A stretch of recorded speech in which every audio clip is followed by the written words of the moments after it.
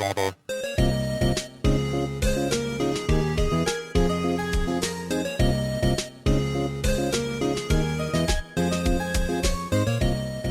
name's Cole Ross. And I'm Jala Prendes. And you're listening to a bonus level, kind of continuing our informal, loosely scheduled kind of look at some visual novel type games, talking about Phoenix Wright Ace Attorney. This is your first time playing this, right, Jala? It is. When I was originally talking about one or another visual novel when I first got into the genre, everybody was like, did you play Phoenix Wright? Have you played Phoenix Wright? Have you played Phoenix Wright? And I'm like, no, I haven't. But I kind of started because when you first mentioned the gist of what Phoenix Wright as a premise was, I was not terribly interested in the idea of it. But then when I played Leviathan, the last last day of the decade, that one of their strongest influences was the Phoenix Wright series. And so I was like, well, and then I kept on hearing it pop up in relation to other visual novels as being, really formative to the genre and kind of like the direction that the genre has gone in kind of incorporating adventure elements and things like that. Especially with Danganronpa, right? I feel it feels like Danganronpa is an explicit kind of reaction to Phoenix Wright.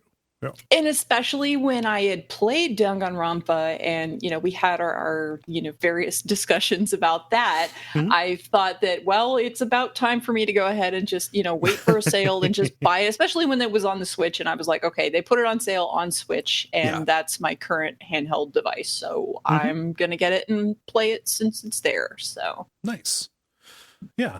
Like I played this back around the time I first got my DS, shortly after it kind of first came here. It was kind of part of that big wave.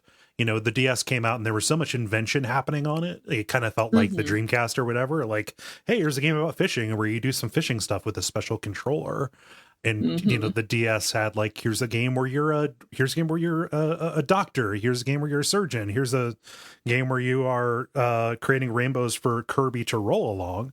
And then, kind of along with that, so those strange themes, here's a game where you play as an attorney. I was like, okay, cool. Yeah, I'll try this. Not realizing it was going to kind of be like a fun little, reading a manga and doing logic puzzles and stuff, and this go ahead. And Phoenix Wright is, to be fair, only about half attorney and then half detective. Yes. But we'll talk about that, as you were saying, though. Yeah. No, this is my first my first game that would even approach something like a visual novel. Back when we did a poll for WOFF, back when we still did polls, themed to have patrons help us pick, and we did like what we loosely called a visual novel poll. That was the one that 9 Hours, 9 Person, 9 Doors won. And this was on it, and people are like, hey, none of these are really visual novels, they're more like graphic adventures or whatever. People are probably they're people gerrymander and quibble about the taxonomy. This feels very obviously like it is, at least you could accurately describe it as that, right? As a visual novel kind of thing, especially when it gets going. But yeah, this is my entry into this, kind of like side loading from graphic adventures, and got me used to playing games that were mostly reading, right? Yeah, well, I definitely have a strong love of any game that is very story focused, and of course, the visual novel type of genre is so text heavy. It's very story driven. And that's part of the reason why that genre appeals to me. So it was interesting doing Phoenix Wright because this is the first visual novel that I've played that is this episodic, because it really is like compartmentalized into case by case, trial by trial. Yeah. And yes, there are characters that bleed over from one case to another, but by and large, most of the story is contained into episodes. So That was an interesting thing for me because I didn't know how I'd like that, because I like very interwoven complex narratives. And little did I know when I first started playing the very first episode of it that as you keep going, boy do the trials get complex. so then it gave me where like it's like, okay, this trial will never ever ever end. Like the first trial is like 2 seconds, but then none of the rest of them end quickly. They're multi-day affairs, and as the series goes on, I mean, I think especially, I think it's safe to say, like, our plan, based on your reaction to Phoenix Wright 1 and the fact that you're continuing to play Phoenix Wright 2, we'll probably do the first 3. You know, let's say we'll probably do the first 3, especially the third one is on more of a kind of like meta narrative kind of thing. Not meta is the wrong word. There's an overarching narrative that is like specifically about Phoenix's past, that where it is playing like that. But even within the individual cases, you know, they do get long and tangled, but most of what you're getting is like characterization about these at first broadly sketched kind of figures, and then you get a lot of affection for them. Like, I defy you to leave this without liking Gumshoe, right? Yeah, for sure.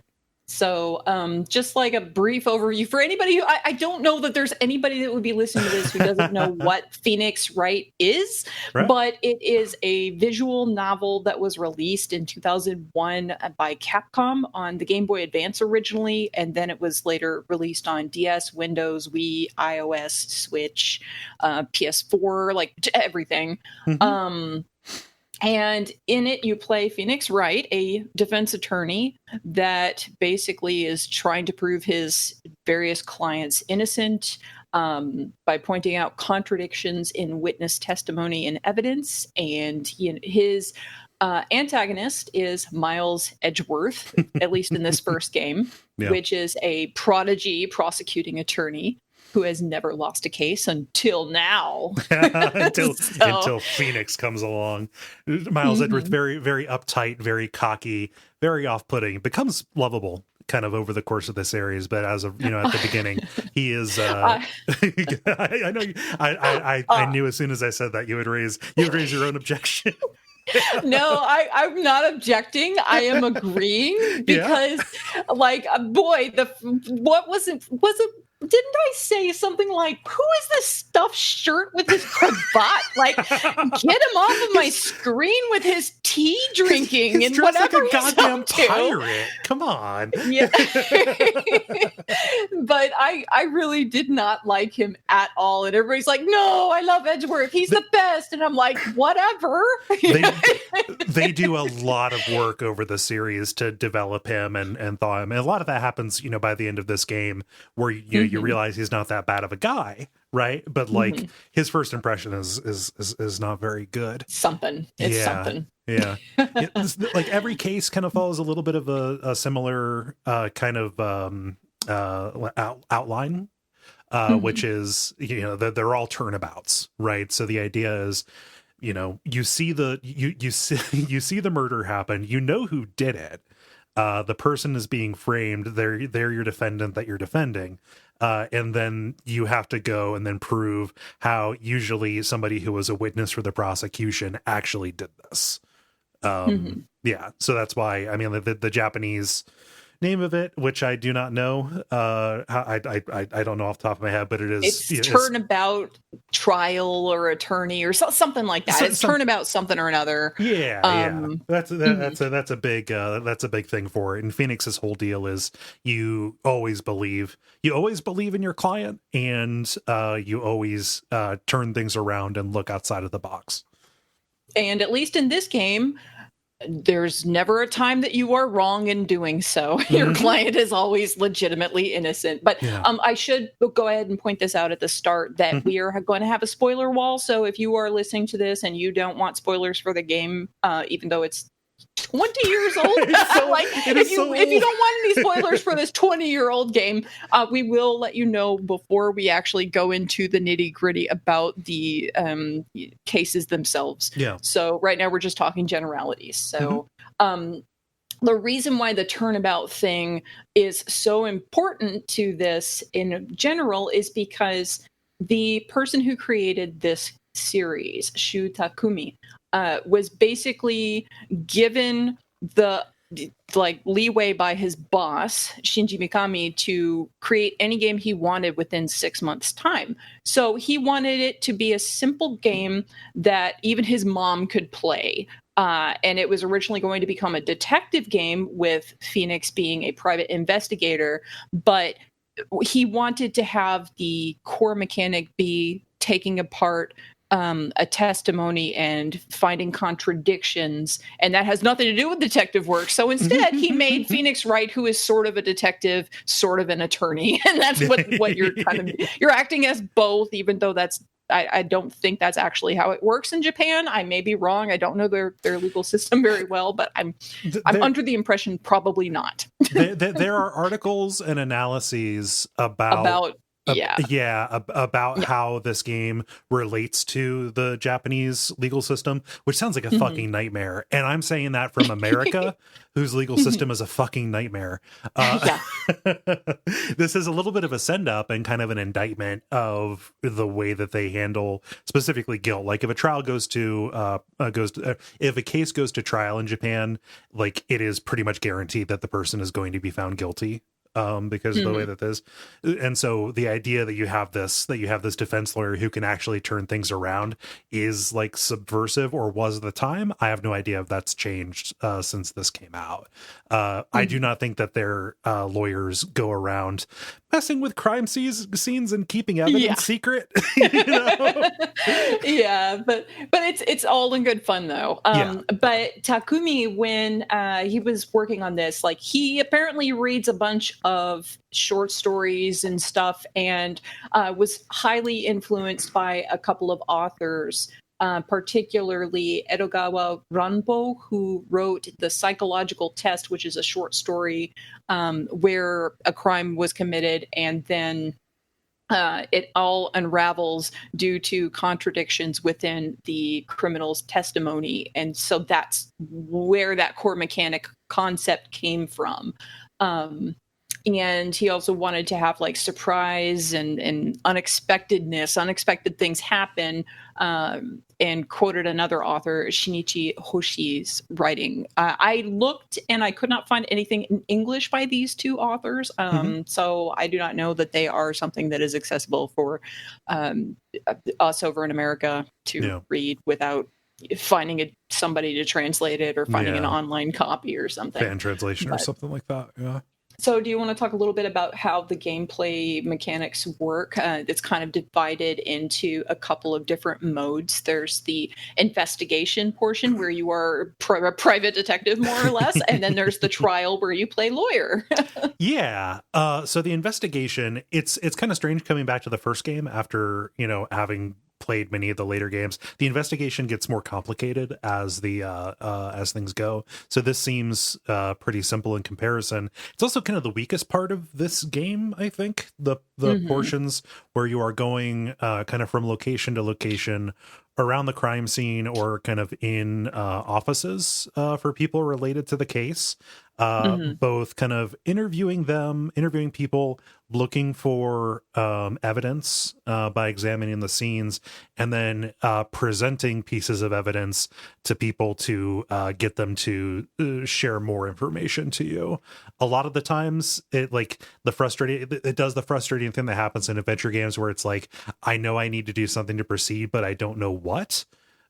So do I go, what have I shown not shown the right thing to the right person? Oftentimes it's like, oh, you should have thought to go back to this place that you thought you had picked over in order to talk to somebody new. Like, this is where it doesn't quite hang together as much as it does during the trials. And this is where it's going to feel the most like an adventure game. For sure. Because there were definitely times when I was playing this game that I'm just like, what am I supposed to do? I know there's something, it's obviously not advancing to the trial. So there's something I'm missing, but what in the world do I have to do? And sometimes it is legitimately, you just have to go through and there's a lot, at least for me, the first time I was going through this, there's a lot of guesswork where you're just like, I'm just going to try this thing and then this Mhm. thing, and then you have to go through the same text several times, and it can be tedious if you get stuck in that kind of a thing. So what I would recommend for somebody who's going to this game fresh, if you get to something like that and it feels frustrating, just go to a spoiler free walkthrough and just figure out what the Yeah. order is that you need for the one thing, and then just move on. Yeah. Because it's not worth the frustration. It's not. The walkthroughs on Strategy Wiki end up being really good for that. A little bit, Mhm. they end up almost being like checklists. Mhm. Don't do that for the trials because those are good No. and require Yeah. inventive thinking. Mhm. Like in the actual investigation portions, figuring out which flag to trip is legitimately frustrating, and Mhm. you're not missing anything by spoiling that for yourself, I don't think.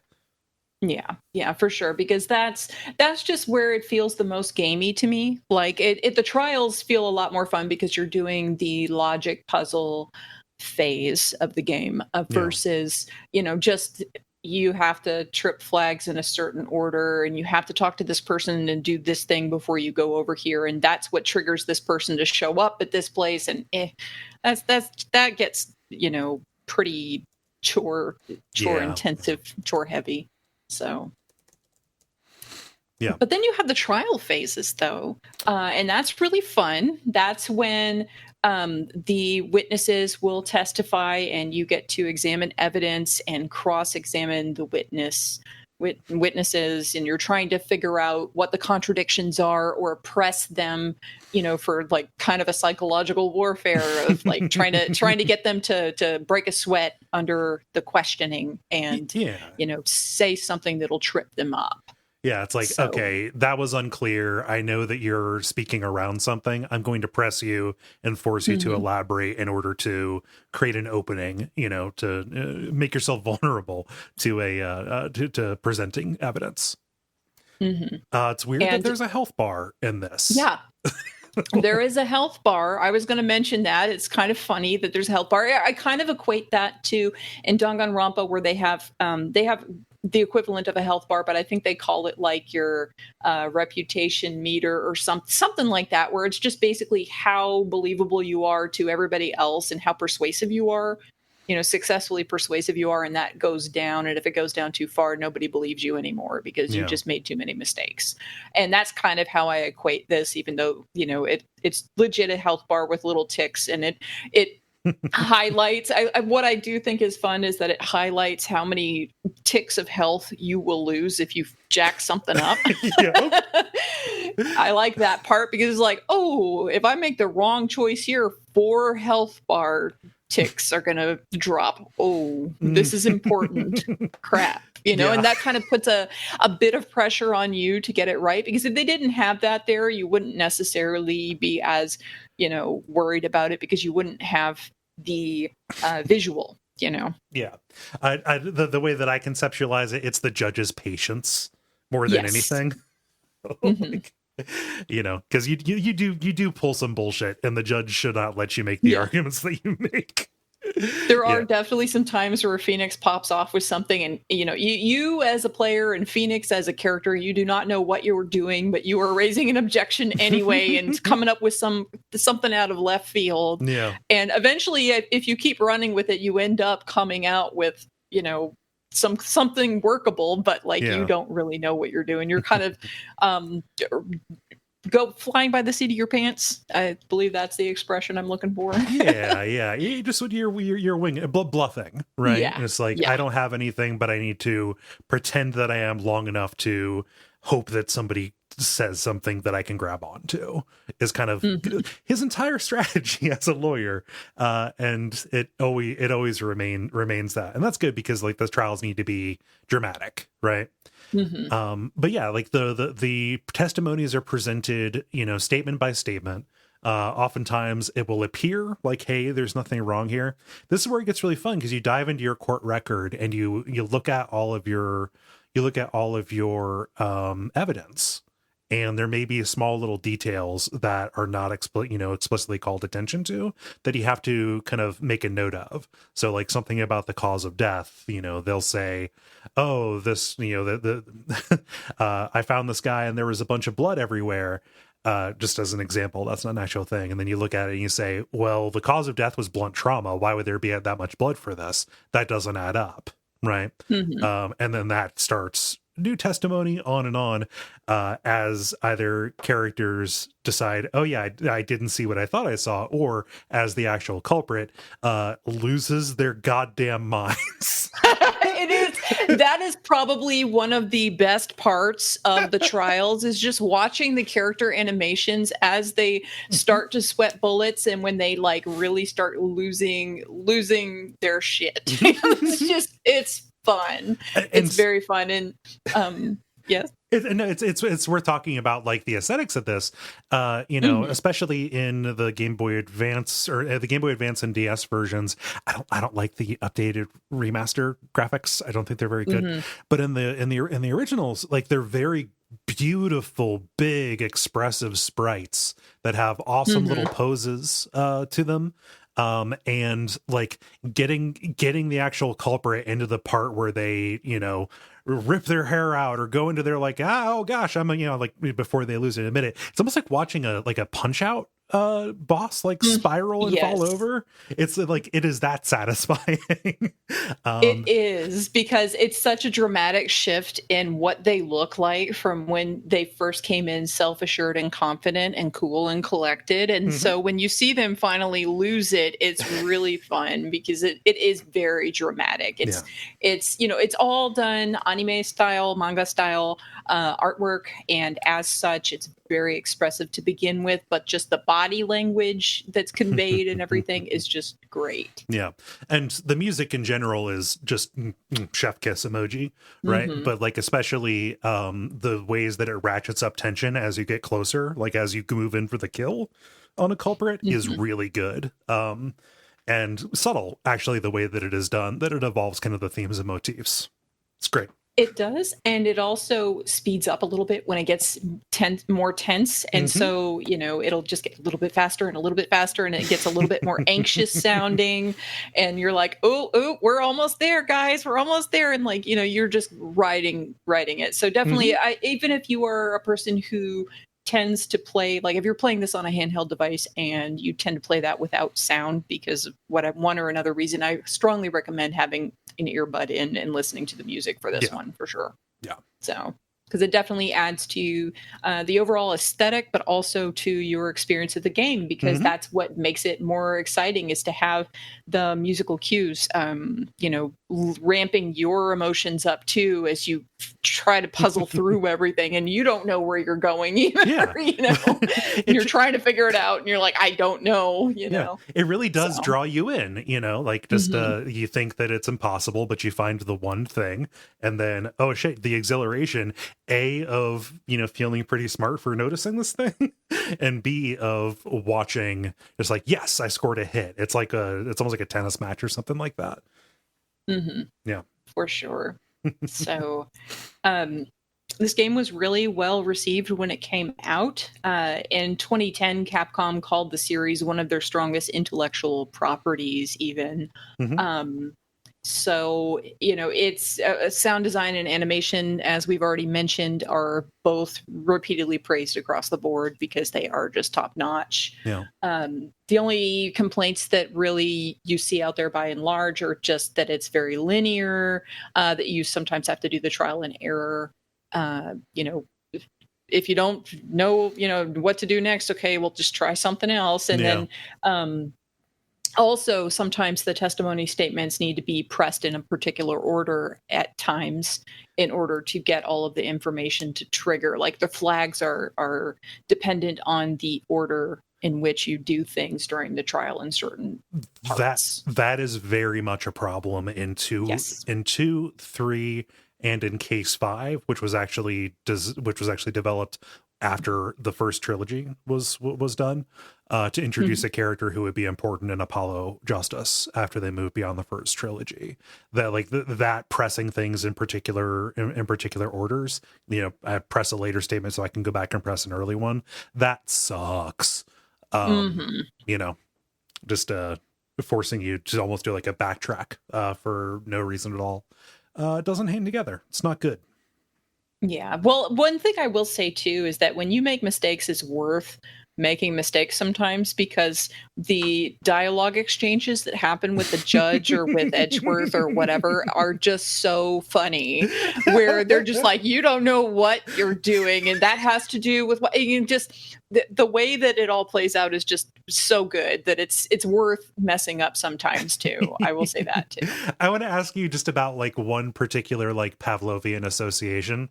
Okay. When you go to submit a piece of when you go to present a piece of evidence during a trial, do you like hold your breath, or not hold your breath, but you know what I mean, and wait to Mhm. see if the music's going to cut away, if the music drops?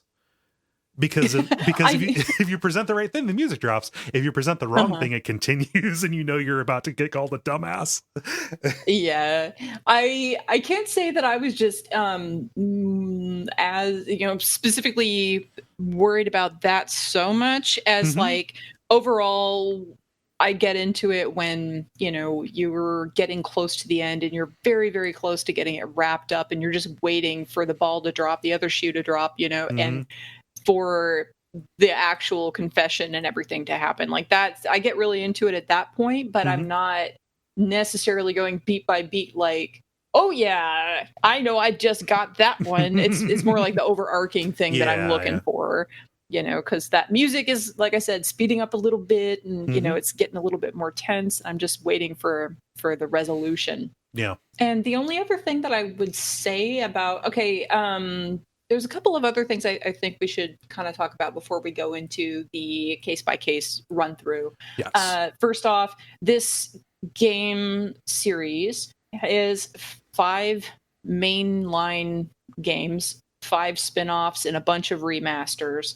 There Hmm. was a live action film which I watched Hmm. that was released in 2012, and there's an anime series, manga, drama CDs, stage plays, musicals, all different kinds of stuff. So, Yeah. um, quite a few different tangentially released products, Hmm. and things like that. I do not know how much the manga or the anime deviates from the original games. I know that there is some degree of deviation. There always is. Yeah, yeah. The live action film is very fun. I was going to ask It's about that. it's very fun. It's directed by Takashi Miike, and it's kind of like futuristic, where you have like these hologram displays of your evidence, and Phoenix Wright and Edgeworth they'll go kurai, and they'll throw the evidence hologram at the other person like they're doing a Hadoken. It's the funniest thing ever. And just seeing some of this in live action, because they do the really strong reactions just like they do in the game. Oh, that's great. um but it's live action, and because it's live action, it is that much hokier and funny, because it's just, you're seeing people live action. Like there's one case, the very first case, and this is not really a spoiler. They rip the culprit rips off their toupee and throws it, and like that happens. That was like, I was just waiting for that in the live action. I was just like, okay, yes, yes, it happened. And Yeah. and just looking forward to seeing the live action renditions of all of these characters. Yeah. It's Takashi Miike, I think most people here in America know him as a horror and action director. That's what I knew him for. But like, he's really prolific, and over in Japan, he does a bunch of.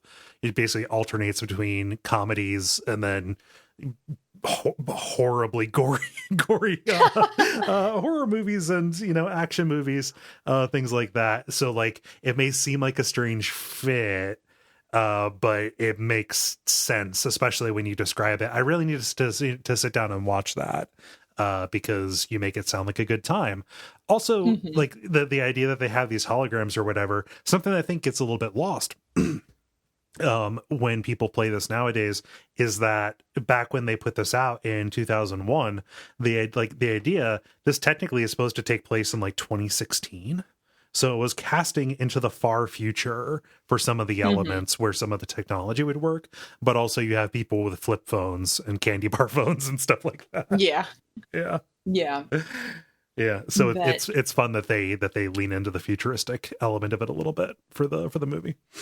oh yeah, it's kind of like this weird dystopia thing that isn't really addressed, except like you see this horrible dystopia in like the first few minutes of the movie, and then it just like cuts to the courtroom scenes where it's like, you know, this old school, old fashioned looking courtroom, but then this big hologram thing comes down from the ceiling and they throw evidence holograms at each other, and Oh. I don't know. It's something. It's worth a watch. I will say that. It's worth a watch, regardless of whether or not you know anything about Phoenix Wright. It's not necessary in order to enjoy this wacky movie. And it's based loosely on some of the cases from the first game, right? Yes. Yeah. Yes, correct. So one other thing that I did want to mention too, we would be remiss if we did not talk about it, is the localization. Yes. Localization was outsourced to Bone Global. And basically they had to, in order to get the humor to work for this game, they had to lean heavily on the localization and less on the translation, if that makes sense, because translation is directly, you know, porting literal words over, whereas localizing is where you are making it make sense for the audience that you are trying to reach. So say for example, Phoenix Wright's name is Ryuichi Naruhodo in Japan, which it's like Ryuichi is like, Ryu is dragon, and like the kanji for his name is dragon. And then Naruhodo is I understand, or, you know, something like that. And so how they translated that name to make it make sense is, instead of dragon, because that's not a person's name in English, Phoenix, that's a name in English. So, okay, that works. Yeah. And then Wright, which they use as a pun for being correct, versus Wright, you know, which is how it's spelled. So they make it a pun that way. Yeah. So, and then Edgeworth, his last name is Mitsurugi, which is sword. Like, it's got the kanji for sword in there. So that's where they get the Edgeworth. And then also Worthy, you know, like that's one of the nicknames for him. That's also partially because of his cravat and his tea drinking and his whatever, you know, and just his general capability. I mean, yes, all of those things. So they tried to make it fit, and they went through a lot of painstaking, you know, iterations on a thing. Like Phoenix had maybe 20 different names that they were debating before they finally settled on one for him, for example.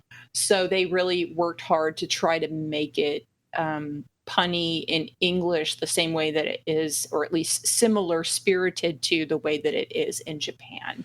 It fits really well because the arc of every single case is, it looks like he's dead in the water, but then, you know, from the ashes of his case, he rises, and, you know, all that, like just the idea of being gone and then coming back unexpectedly, you know, encapsulated in the idea of the Phoenix is incredibly clever on the part of the localizers. And also the location, at least in the first game, was also changed from Japan to the US because the very first case involves time zones. And so they couldn't have the math on that be like wackadoodle, you know, for people in America to be like, I don't know. Like back then at that time when it was first released in the US, people did not have, you know, the world clocks on their phones. You know, this is flip phone era. So, you know, people didn't have that kind of thing on there mostly. So, but of course they can't change the justice system. So like it doesn't translate over. It's kind of you know, altered. Like they couldn't change the way that the courtroom stuff worked without changing the entirety of all the mechanics in the game. And that would have just transmogrified it into something else and lost everything at that point. So right, the idea of adding a jury into this, I mean, that's a plot beat in Apollo Justice, but like the idea of adding a jury would change everything away from, you know, as opposed to the one judge who is literally every part of the process. Or, you know, and in Japan, like the judge and the prosecutor are on the same side, and it's the defense against it. It's real. It's messed up. Mm-hmm. Yeah. That location shifting ends up causing, some fun weirdness. There's a famous comic, eat your hamburgers, Apollo. As Yeah. they, it's like looking out over Mount Fuji and a bunch of pagodas saying, "Ah, yes, Los Angeles, the greatest city in America." Yeah.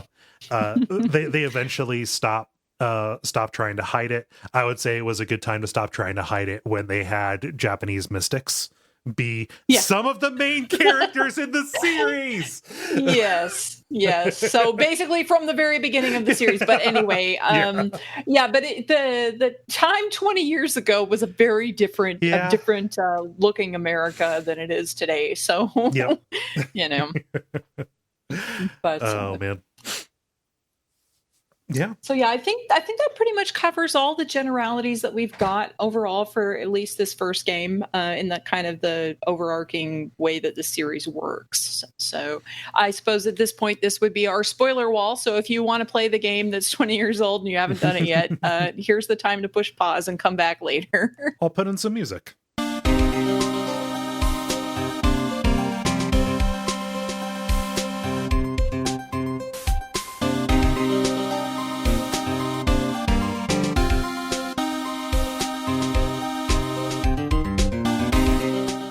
So let's get started with case number 1, the first turnabout, which is really just a tutorial. It is definitely tutorial. You can tell because you have, I don't know who this guy is for your prosecutor. It's Winston Payne. I mean, he's just like a dude, a middle-aged guy who's not Edgeworth, so he's not on the front image, so he's obviously like temporary. So Winston Payne, he is almost always the first person that you go up against.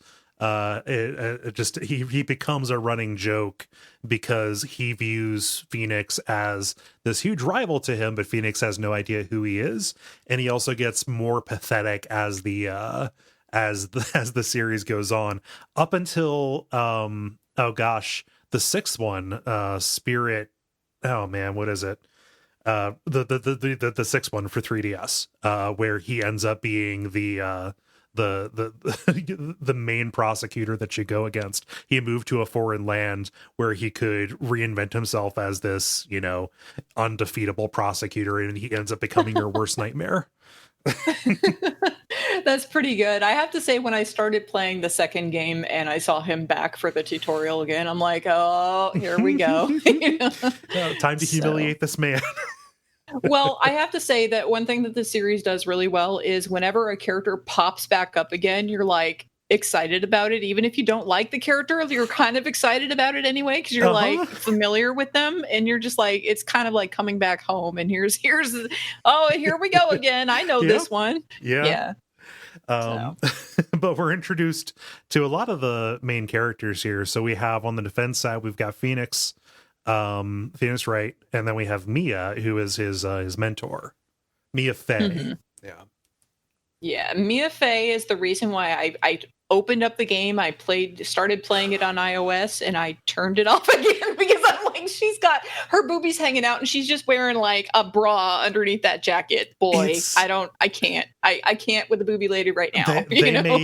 I really wish they didn't make her as booby as she is. Additionally, we're past the spoiler wall, because she comes back in spirit channeling form. I want to wring the neck of whoever channels Mia ends up growing bigger boobs too. Yes, that's a lot. I get the kind of idea of them beginning to look a bit like the person that they are channeling. I think that's something actually in spiritism, historically speaking, because I'm a nerd about that kind of thing. But they don't magically grow bigger boobs, and like especially when they do it to like a prepubescent little girl channeler. God damn it! No, that was a big no. Yeah. That's game 2. We'll talk about that and get mad about that later. Yeah. but I hate but it. in the meantime, But in the meantime, we can just say I hate it and put a pin in that for next time. Yeah. But yeah, that is the reason I turned it off. I'm like, I can't with this right now. I will come back to this some other time. Yeah. And I did later. But you've got Phoenix Wright, you've got Mia Fey, you've got Larry Butts, who is your defendant, who is also a pal of yours. Yeah, childhood friend. Your fuck up friend. Yeah, your fuck up friend, and he's a running character that comes back. So. And you also, of course, have Winston Payne for prosecutor. You're introduced to the judge, who I'm sorry, the judge is awesome. I love the judge. The judge is great. Yeah, he's got a lot of great personality quirks, and just he has a lot of really fun lines throughout the game. So I very greatly enjoy the judge. Yeah. So. But your friend Larry has been accused of killing his ex-girlfriend, Cindy Stone. And you are supposed to bail him out. Yeah. It's like, hey, you just got your attorney's badge. Hey, can you help me? And this has resonance because it mirrors something that happened earlier in both of their lives. But yeah, Larry didn't do it. And they've got this witness by the name of Frank Sawit. So a lot of the names are really on the nose, which like lends to the kids comic feeling of this, which is also strange because every single case involves kind of a horrible murder. Well, the kids comic kind of vibe that goes along with these puns is part of what makes it lighthearted in a way, even though it is all these terrible murders, but also it kind of sets you up for, getting really excited about those super over the top expressions and changes that go on with the animation in the characters themselves as well, for me, at least, because it kind of feels kind of like a Dick Tracy kind of thing, where all the names of the characters are really on the nose and puns with how they look or something about them. And like the whole world is just super exaggerated and silly, but that's like a detective and he's fighting mobsters and stuff. So it's the same kind of thing. That would be an equivalent for America, I would say. Yeah. Something like that. I like how outsized it is. Yeah, for sure. So the big problem with Larry is that he likes to stick his foot all the way into his mouth so far that it comes out of his butt. Which is impressive.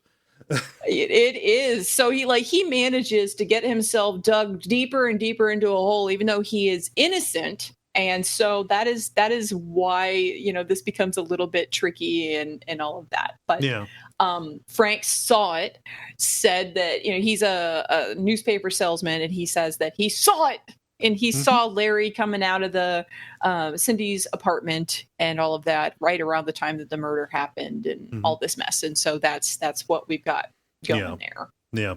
The murder weapon was a statue of the Thinker. Rodin's Thinker, and that ends up being the kind of the key to the case. It's real simple. One day there's no investigation here. Very simple case where the actual time of the murder becomes salient because the saw it. He doesn't know that the Thinker statue is a clock. Yeah, and Cindy, the victim, had just gotten back from being overseas in Paris. And so she comes back home and then ends up breaking up with Larry. And then, that's the main kind of premise. That's why Larry's running off from the apartment in such a hurry at that point. Because it serves as motive, right? Yes.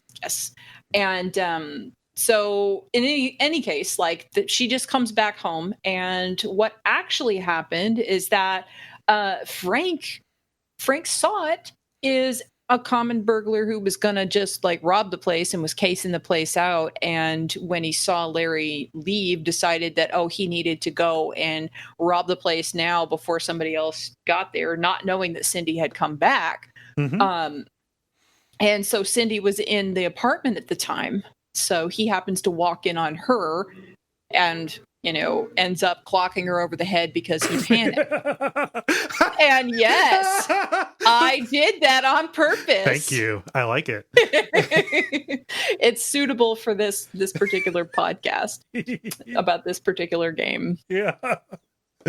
Yeah. So he kills her in a panic because he doesn't want to witness, and then runs away, thinking, okay, I can pin it on this schmuck.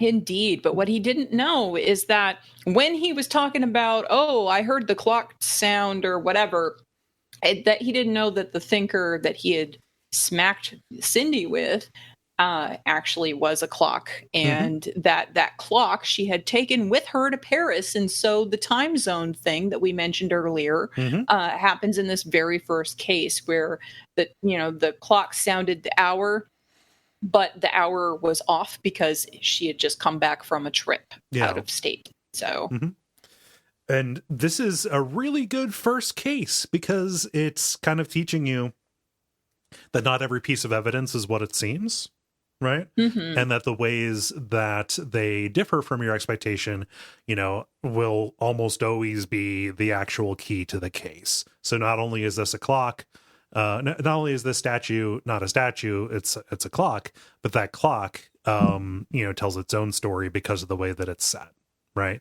And the kind of asymmetry in the information, where the suspect doesn't know what you know, is kind of how you can get trip them into lies, right? So this is a very good tutorial for the more interesting part of the video game for sure, because there is, as you mentioned, no investigation whatsoever in this one. So that ends up working really well. It kind of gets you into the feel of it and, hold your hands a little bit before they start introducing other elements. So, yeah. And the thinker statue is not going to go away. It's going to come back. Yeah. In case 2, Turnabout Sisters. So right when I had first played this on the iOS and I got mad at the game and I talked about it on the level, right. You had told me, don't, and maybe it wasn't you, maybe it was some of the listeners, somebody or multiple somebodies said, don't worry, she goes away real quick. Well, yeah, she's the victim. Like your mentor, Mia Fey, is the victim in the second case. Your mentor has been murdered in your office.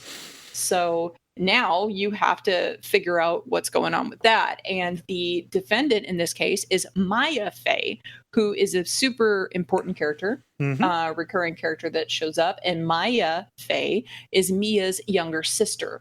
Yes.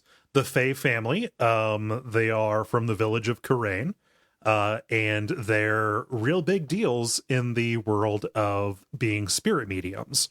Mia, left the tradition and went to become a lawyer, but Maya is training in spirit channeling. And so she has kind of come here for a visit and walks in on her murdered sister and ends up being right in the position to be framed for her sister's murder.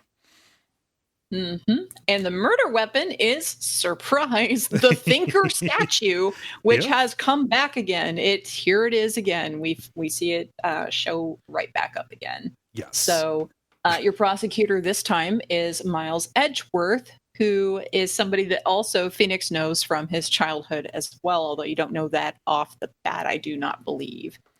I think that kind of comes up a little bit later, isn't it? You don't know that it's from childhood. You know that they knew each other, and Phoenix is like, yeah, that guy's a dick, but I don't know why he's changed, since I knew him.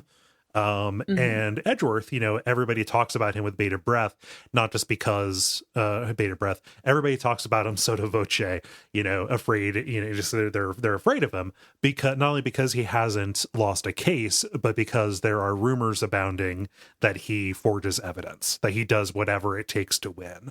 And we're past the spoiler wall. That's not the case. It is the system that it is his mentor and kind of everybody around him that is corrupt, but he's actually a straight shooter. He's just a dick about it. Yeah, he's a dick, especially right at the beginning, because he's so full of himself, because he hasn't lost a case and because he feels he has something to prove. And that's, kind of what goes on there with that. So, and all of that unravels, of course, as we go along. But insofar as this case is concerned, Maya was found at the scene of the crime unconscious, and Mia was found dead. And on a piece of paper in blood was written Maya on a piece of paper, on that little sheet of paper. So, what this did is basically cause everybody who saw it to go, oh, well, that must have been, with the last of her strength, she wrote Maya's name. Yeah. That this is the name of my killer is Maya. Mm-hmm. So I need everybody to know. But it turns out to be forged, right? Mm-hmm. It's forged. So your witnesses in this case are, of course, the detective, which we meet, Dick Gumshoe. Dick Gumshoe is Gumshoe is a great character. He's a recurring character. He is your detective guy for almost every case. There's only the fifth case in this game has a different detective person. Mm-hmm. But so he testifies all the time because he's the detective leading the investigation. Mm-hmm. Then you've got April May. She's your primary witness, who is a lady with big jiggly boobies and who is very flirty. This game gets off on the horniest foot. It does. And not only that, but like it kind of runs for the first three cases. Yeah, because then you get Wendy. Yeah. Well, you not Wendy Oldbag. You get salmonella, the gross tongue wagger. You're right, the otaku dude. Yeah, that guy. That was terrible. That was the one that, like, okay, I could deal with April May. I complained a little bit about Mia Fey, but then when I got to salmon, I almost threw my switch at that point. I was like, that is gross. Like, that is just gross, man. Yeah. But the way he pervs over Maya, it's too too much. I repressed Sal. We'll get to him, but yes, we will. Yeah, you in the meantime, April May. She's like she's she has pink hair, pink shirt, big breasts out on display. Yeah, flirty, sticks her tongue out and winks at you and looks all cutesy, and that's kind of her deal, and so that's your main witness. She says that she was in the hotel across from the law office and saw the whole thing happen through her window, and she's got an alibi because she happened to have some coffee delivered to her room by the bellboy of the hotel that she's staying at. So she was there. And she just happened to see it happen through the window. Yes. So. Yeah. And it turns out that the times don't line up. And also there's evidence of the actual scheme that is laid around because April May is working with Red White. Of Blue Corp. Yep. And I think it's funny that they introduce Miles. It's like, yeah, this guy, he's haughty. He's real cocky. He's got a real high opinion of himself, but we don't want him to be the worst person in the room. So let's take somebody who commits every sin that Miles, that Edgeworth, superficially commits, and give you this asshole who will literally hold up the gems, like his gem encrusted fingers, because he wears all this big jewelry. He has all this big jewelry. He has a shiny, sparkly jaw, maw of teeth that he probably gets super whitened, extra whitened. He's probably had lots of plastic surgery. Not that there's any evidence of that, but that's just kind of the vibe you get. He's got this very bright, loud suit on and that whole kind of deal. Yeah. And April May is actually Red's secretary. So what's shady is that in April May's, during the investigation, you happen to find a wiretap in April May's room. And because you are Phoenix Wright in this particular game, you take the wiretap as evidence, which don't tell anybody.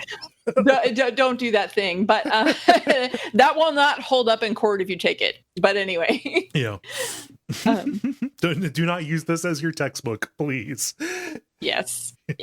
You will fuck your clients over, please. Yeah. But he finds the wiretap because these are blackmailers. Basically the only reason that Red White is so successful is because he does corporate espionage. Yes, Blue Corp, his corporation, is an information gathering corporation. One element that we did not mention is that there is another attorney, Grosberg, who is originally requested by Maya, the defendant, to be her attorney, but Grosberg is like never in his office. And when you finally flag him down, he says that he won't take the case. Yeah. And the reason for that is he is also being blackmailed by Red White and will not take the case because he can't, because of the blackmailing situation. And you only learn that because of the painting, right? Like there is a painting that was in Grosberg's office that somehow migrates mysteriously over to Red White's office, and you go, "Oh, hey, I've seen that painting before," you know. Mm-hmm. Yeah, and it was part of. It was kind of the telltale painting that kind of revealed that this guy, this asshole, had everybody under his thumb. But he was surveilling Mia. Do we know why he was? Yes, because her? Mia was investigating his blackmailing and had evidence of some of the names of some of the people that he had blackmailed, including a celebrity that had committed suicide recently or something. And so it was like incriminating evidence that she was gathering because she had been setting a case against him, like working on a case against him for a long time. And so that information actually was stuck inside the Thinker statue. She took the clockwork out and put the information, like hid the information inside this Thinker statue, because this case started with a phone conversation between Mia and Maya. And she was saying, look, I've got this statue. It's really important. I need you to hold on to it. It's a clock, but there's no clockwork in it. And all this other mess. And Maya's phone actually is part of the evidence that you end up taking, because there's a recording of that whole conversation. Right. So yeah, but the evidence inside the inside the statue is one thing. Also, the eyewitness testimony that April gives can't be accurate because she got her story, kind of like talked about it with Red. She mentions the fact that a lamp broke, but because of the way that the lamp was kind of set over in a corner, she would not have been able to see it through a window. So she, in her testimony, reveals something that she would have no way of knowing unless she was talking with somebody who was in the room. I think. What actually, wasn't it Red that saw the lamp and he was the one who had to testify, and that's why he was like, oh yeah, I put the wiretap in there, and that's when I saw the lamp.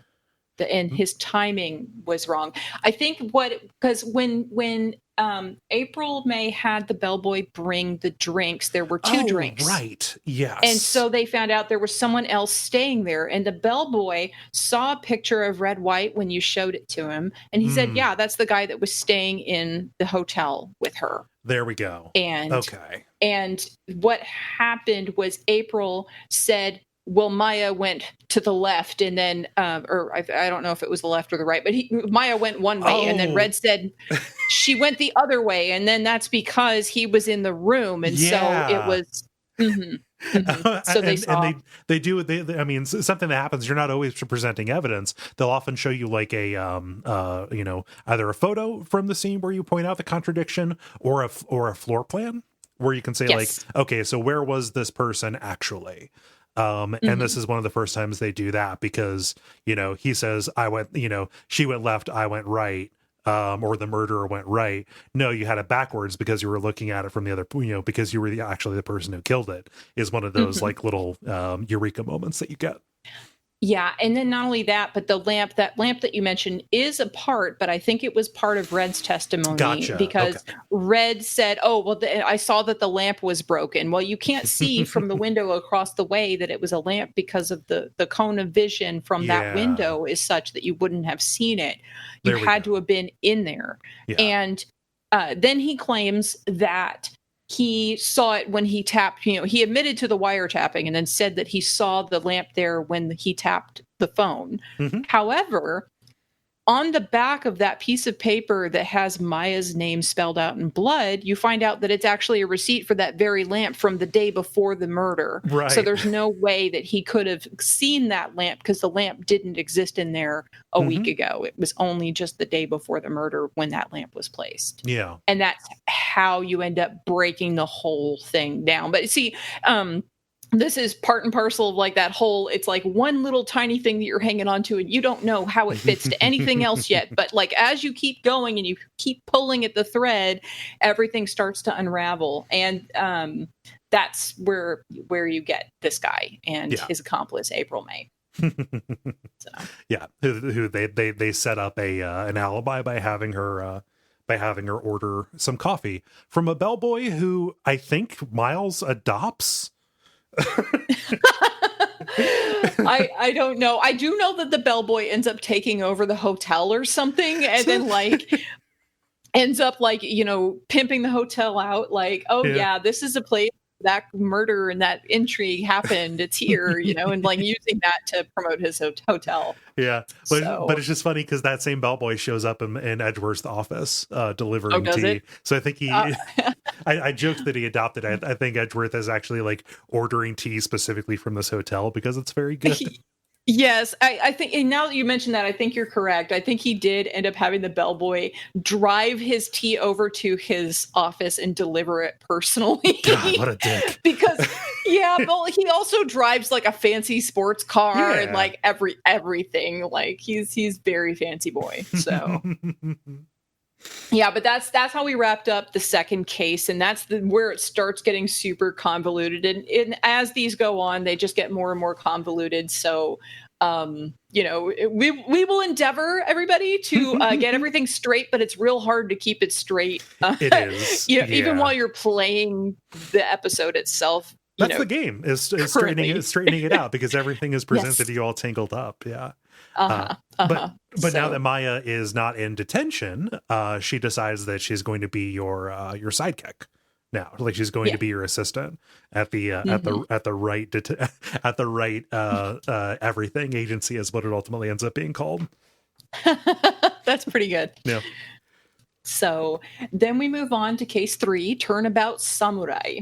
So this one introduces the Steel Samurai, who is a TV character, you know, kind of like a what do you call it? Like a Sentai kind of thing. Yeah. It's kind of a Sentai kind of thing, fighting evil villains and stuff. And this is something that Maya really likes to watch on TV. Well, the victim in this case is Jack Hammer, who I believe he played the evil magistrate, didn't he? Yes. Yes. Okay. And the defendant is Will Powers, the guy who plays the Steel Samurai. But the Steel Samurai has a mask on. And so something that they keep on rolling with in this case that I just never understood is they kept on saying that Will Powers was this ugly, horrible looking man that needed to wear a mask. He needed to put the mask back on. And I'm like, he's just her suit. What's the problem? Like, he just has hairy face. Like, he's not sideburns. Ugly. Like, whatever, you know? So it was kind of funny that way. He's grizzled, you know. He's got kind of a Wolverine style vibe to him, but you know, he's a softie is what he is. You know, he is a big softie, super nice guy. Yeah. But yeah, you know, this is the most popular show in kids' afternoon television, and you know, huge scandal. And Maya immediately wants to take the case because you know, we have to rescue the Steel Samurai, right? Mm-hmm.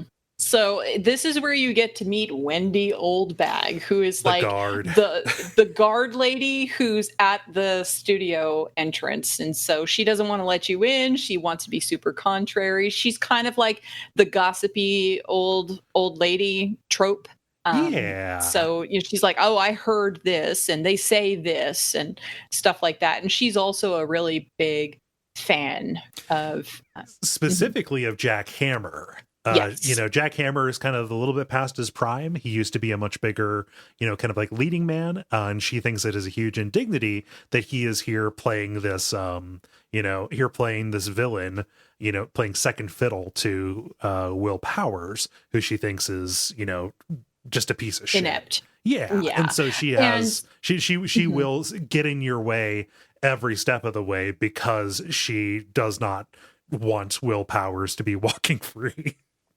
Yeah, and I think what it is Jackhammer used to play the Steel Samurai, and at some point in the past, he ended Oh, up switching roles to being the evil magistrate. Everybody wears masks, so it doesn't matter. right. And then Will Powers took over from there It and became the new Steel Samurai. And Old Bag's just like, no, Jackhammer is the best one, and all of that. Yeah, So there was definitely Jackhammer fell. Oh, I just got that actually. Jackhammer.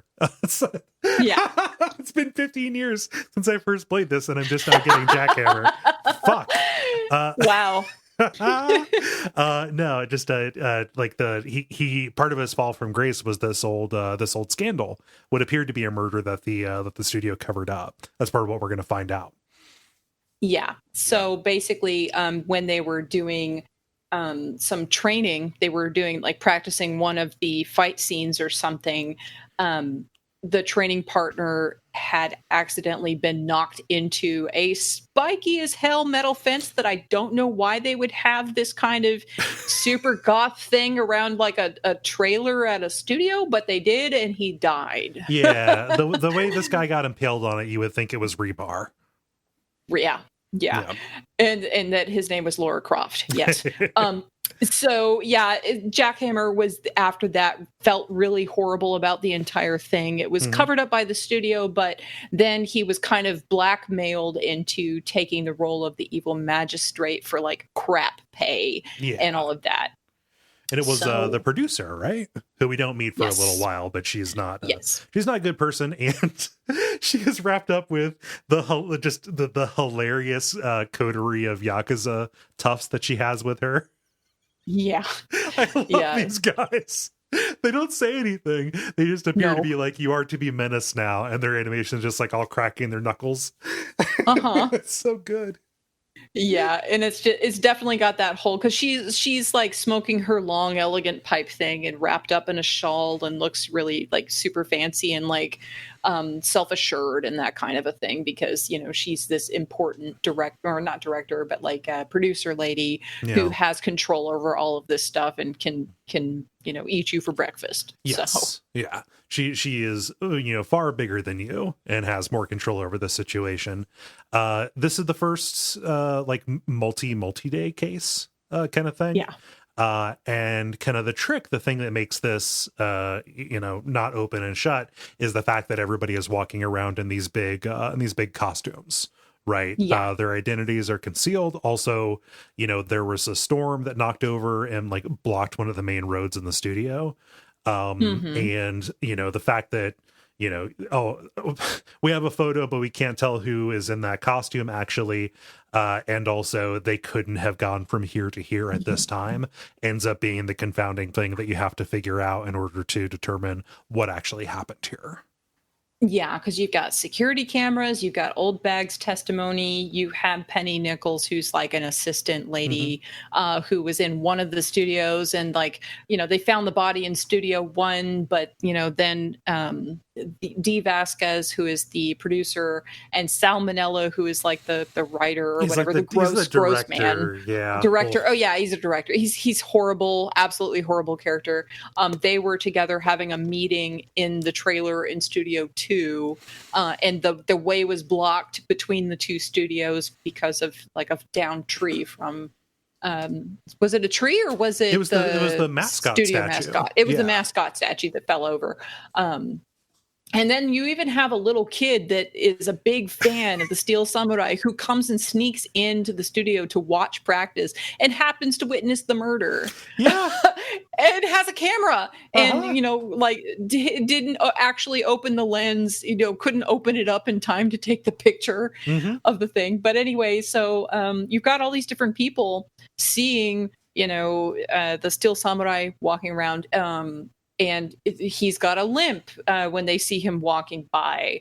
And there's some intrigue about the weapon that was supposedly used, because everybody assumes that it is the Steel Samurai spear, but that spear was broken during practice, like the day before or something like that, conveniently.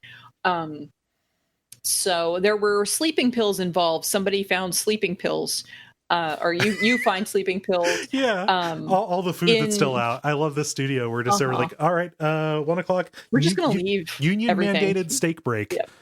Yep. Steaks. Oh man, yeah. But do we want to say what actually happened? Because Sure. it was a botched revenge, right? Mm-hmm.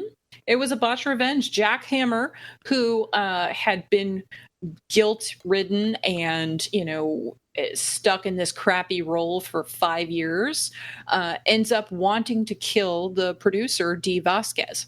Mm-hmm. And goes to Studio 2 dressed up as the Steel Samurai to try and frame Will Powers, the guy who actually plays the Steel Samurai now. Dick move. Yeah, and drugged Powers so that he was asleep at the time and would not wake up.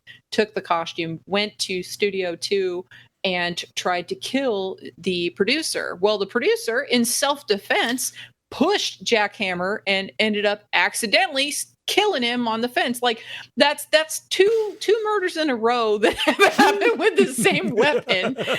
Like the two people killed with the thinker statue, and then two people got shoved on this fence. Like they're recycling this quite a bit, but it works. Yeah. And so it was wholly unintentional. She didn't have a motive. She just was trying to defend herself from Jack Hammer. Yeah. And basically at that point she had salmonella, and his van move the body from that studio over to Studio 1 to set it up to look like somebody had come and murdered him there. Yeah, everybody has it out for Wills. Yep. Yeah.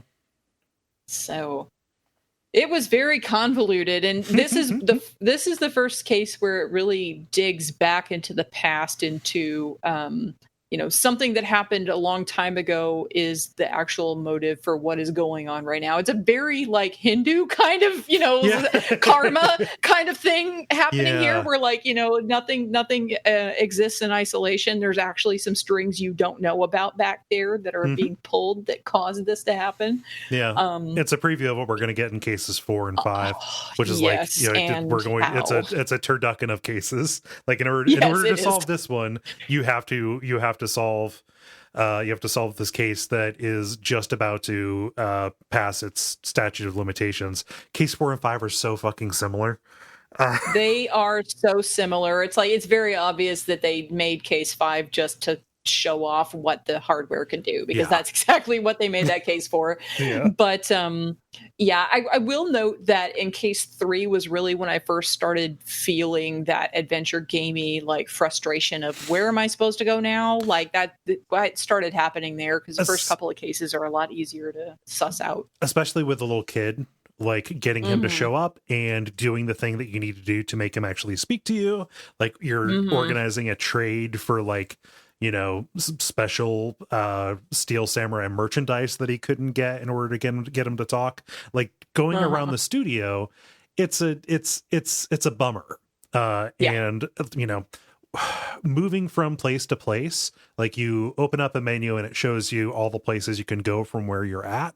I really wish that there was just a way to pick a spot on the map. Yes, because what it is it's like a whole maze of spots where it's like you go to the studio entrance, and from the studio entrance you can go to the Studio 1, or you can go to Studio 2, or you can go to the courtyard or whatever, and then you go to the courtyard, and then that's the only way that you can get to Jack Hammer's room or Will Powers' room or whatever. And you can't just skip from the studio entrance to the room of the guy you're trying to inspect. You have to go through this whole maze of hallways, let's say, where you have to make all these little extra clicks in the menu. It's do they later on eventually speed that up and make that better, or is that always just a quality of life suffering? It's pretty much always the same, unfortunately. You can tell what they want is, okay, you're going to, they're like, this is your destination, this is where you need to go. If there's somebody that we need to make sure that you speak to, we want to have them standing in the space right before you get to your destination, right? So it's a way for you to incidentally run into more people. I think that's dumb and bad, actually. Yeah. Yeah. Yeah. It's like, no, if they want you to encounter that should just go ahead and happen anyway on your way there. It Yeah, shouldn't be a menu tax, Right. So Agreed. it's 20 years old though. I can't complain too much. Yeah. So. Well, yeah. Let's talk about case 4, which, Yes. I mean, I like case 4 a lot. I think that I was about to say the case that's 100 years long. No, I'm thinking of case 5. Case 4 is actually Case 5 is Case 4 is at least riveting for a good portion of it, whereas case 5, which we will get to, it just seems to drag ass quite a bit. Yeah, and also case 5 introduces a bunch of new characters, whereas this is, a real strong payoff. Because you are defending Miles. You're defending Edgeworth, who apparently killed this. What is it? It's another lawyer, prosecutor, or defense attorney, actually, yes, Robert Hammond. Yes, he's killing Robert Hammond, and like the opening cutscene we see, it sure looks like he shoots Robert Hammond on a boat. Yep. It sure does, and he even says, "I killed him." And he wants you to throw the case. Do not defend me. Yep, and the prosecutor in this case is Manfred von Karma, who is Miles Edgeworth's mentor. Yeah. And if you thought that Edgeworth was insufferable, don't worry. Or Red White was insufferable, don't worry. Manfred von Karma combines the two. Yep. With their powers combined, you get Manfred von Karma, who's got all the bling. He's very fancy dressed. He's got super cravat, slick backed hair, and the attitude on this man. Yeah, everything with von Karma is a foregone conclusion, and the control that he has over the judge and Gumshoe, he's very imposing, let's say. But he's very imposing, and he also has a perfect record of winning all of his cases. So he's obsessed, in fact, with that perfection, which, boy, does that really wear on me over time, especially when I get into the second game. But we'll talk about that some other time. Yes. Yeah, no, the second game, the prosecutor is his daughter, who carries on some of his... and makes it worse. Yep. So much worse. Yep. But anyway, we'll talk about this one for now. So you've got Gumshoe, of course. Yes. Your main witness, at least initially, is Lotta Hart, Lotta Hart is basically, I think she's supposed to be like Osakan in the original. But she's got like a country kind of accent, and she's got a big fro, and she lives in a van, and she's hanging out by the side of the lake where the murder has taken place, in this park, because she's a photographer, and she's trying to take pictures of basically a Loch Ness monster that's in this lake. Yep. Gordy. Oh, she pretends that she's not, though. She pretends that she's like a researcher from the college. Yeah. She pretends that she's more important than she is, because she didn't want to be laughed at for trying to take pictures of this fake monster. So yeah. Lotta recurs. I didn't expect her to be to be recurrent like she is, but she pops back up in the second game as well. Or no, she pops back up in the next case. Sorry, I'm confused. She because does. I played both she of shows. those. Well, no, she shows up in the second game too. You know what? You're right. So, yeah. I played all of this way too close to each other. But yeah, Lotta Hart's kind of she's a fame seeker, and she's very eager to cooperate with the prosecution, because she thinks it's gonna make her famous. Yeah, and she's not a bad character. Like, some of these characters are just like bad people, but like, she's not a bad character. She's just in it for a particular priority. Yeah, so. yeah. We also have Larry Butts, who's a hot dog vendor now. Yep. He comes back, and not only that, but he's got a steel samurai blow up character that ended up falling into the lake, and that's how he ended up having to go out into the lake to look for his steel samurai blow up thing that has deflated. Yep. In fact, I think doesn't Lotta Hart get a picture of quote unquote Gordy, but it's actually like the Steel Samurai blow up. Yeah, he was trying to inflate it from a tank, and it exploded. Yeah. Well, that's what people thought Gordy. What people thought was Gordy was Larry Butts fucking around with this tank and the Steel Samurai and blow up. Because he was trying to sell samurai dogs because Steel Samurai is so big. So yeah, you know what moves hot dogs? Copyright infringement. Yeah. So of course that is very true with little kids. If it has like the name on it, shoot, that's all you need. Kids what was it that real depressing experiment where kids would get given a choice between a banana and a rock with a SpongeBob sticker on it. When they're hungry, they would rather reach for the rock with a SpongeBob sticker on it. Yeah, that's survival at its best. Yep. Anyway, we do also have another character as a witness, the boat guy, the guy who owns the boat dock thing, Yanni Yogi, who is apparently very forgetful, doesn't remember anything, a little bit off, and his parrot Polly, who is this egregious mixture between a macaw and a cockatoo. It looks like it's got the coloration of a macaw, but it's got a cockatoo frill. Yeah, it just Polly shouldn't be. Yes, but they have to get this. They have to get the courtroom or detective cliche of the parrot being a witness and getting that bird on the stand. That bird gets on the stand. Did you expect the bird to get on the stand?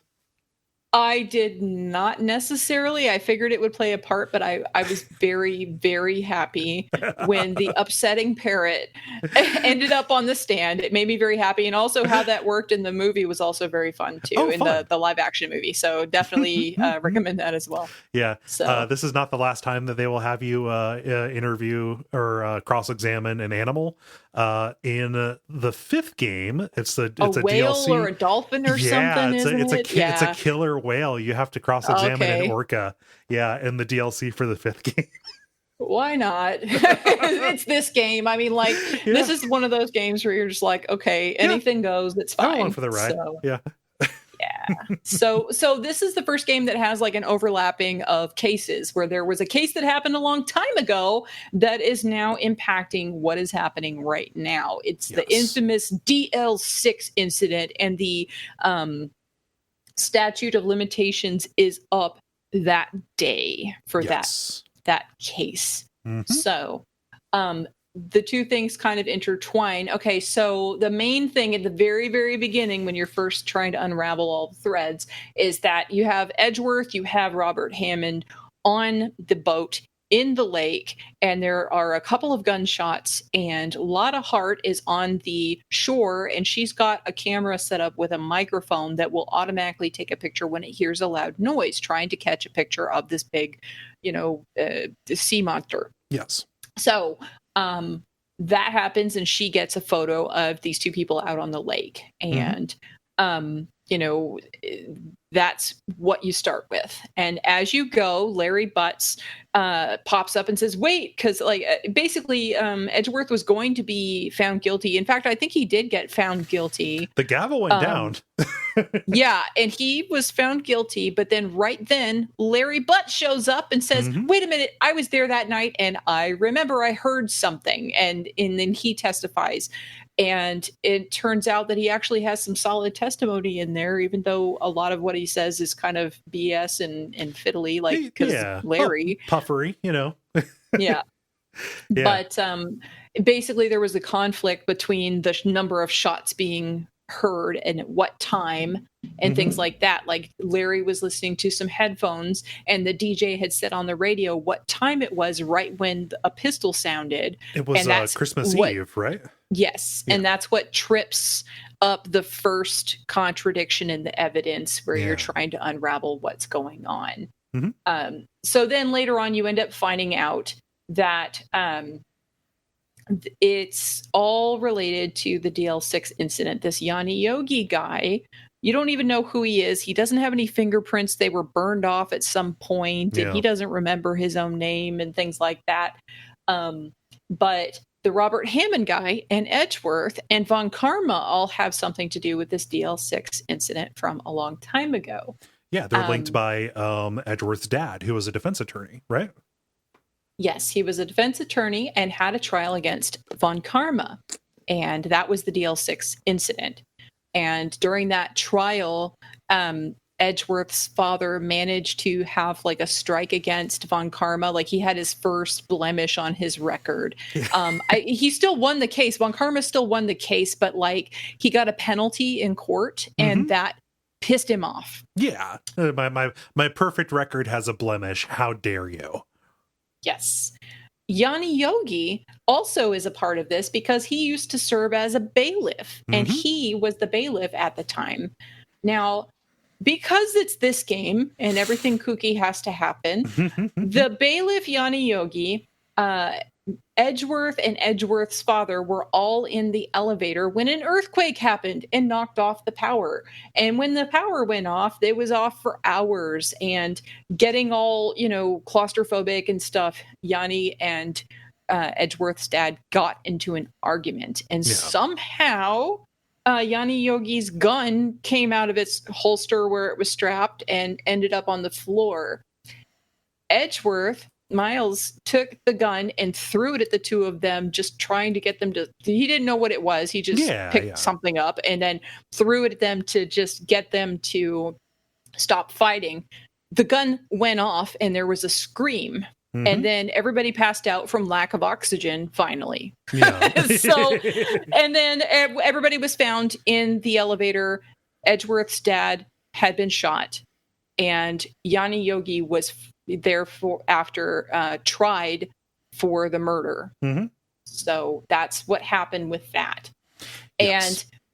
And Robert Hammond ended up becoming the defense attorney for Yanni Yogi during that trial and told him to plead, like mental instability, not insanity, but like, some other kind of mental breakdown kind of thing. And temporary insanity, effectively. And he ended up getting off without being convicted for the crime. However, his fiance, Polly, ended up committing suicide, and he lost his job and he lost his social standing and everything after all of this happened. Yeah. So he kind of ended up turning into a recluse and named his parrot Polly and was, very depressed and lived basically as this boat caretaker guy anonymously for the last 15 years. Yeah. And then during this year, he managed to get a letter from who knows where with a gun and a plan, a murder plan, a revenge plan. You can get back at the people who ruined your life, basically. This Edgeworth character who ended up getting you framed for a murder, because he didn't do it, right?